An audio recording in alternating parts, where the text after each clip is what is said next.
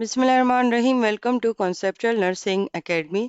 Topic है हमारे पास ह्यूमन रिस्पॉन्स टू इलनेस, जिसका सब टॉपिक है इलनेस बिहेवियर। इससे पहले हमने वेलनेस और इलनेस के टॉपिक को डिस्कस किया था। आज के लेक्चर में हम इलनेस बिहेवियर को डिस्कस करेंगे।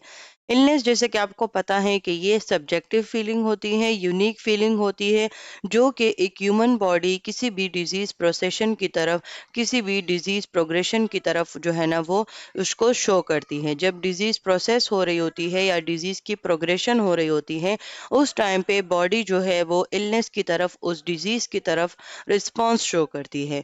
अब इस रिस्पॉन्स में बॉडी जिस तरीके से जो है ना वो रिस्पॉन्स शो करेगी, यानी कि वो तरीका जिसमें वो सिम्टम्स जो हैं, जो अलामात हैं, उनको परसीव करेगी, यानी कि उनको महसूस करेगी और उनको इवॉल्वेट करेगी कि आया ये सिम्टम्स किस डिजीज़ की तरफ जो है ना वो सिग्नल दे रहे हैं। और बॉडी जो है, यानी कि पर्सन की जो बॉडी होती है, वो उसकी तरफ किस तरीके से रिस्पॉन्स करेगी।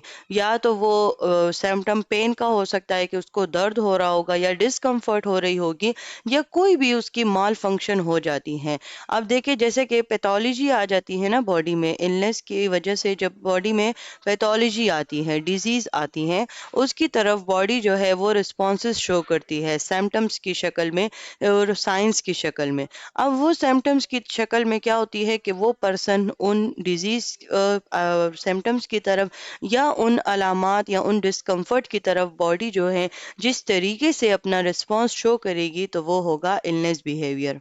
अगर हम इसकी दूसरी डेफिनेशन की तरफ जाएं, तो ये बेसिकली बॉडी का एक ऐसा कॉपिंग मैकेनिज्म है। अब कॉपिंग मैकेनिज्म क्या है? अब जिस चीज़ को उसने कॉप करना है, और इस टॉपिक में या इस मामले में जो है, जो कॉपिंग, जो हमारे पास स्ट्रेसर है, वो डिजीज़ या वो इलनेस जो कि बॉडी की फिजियोलॉजी को चेंज कर रही है, बॉडी के अंदर पैथोलॉजी को डेवलप कर रही है, उसके एनाटॉमी और एनाटॉमी एंड फिजियोलॉजी को चेंज कर रही है।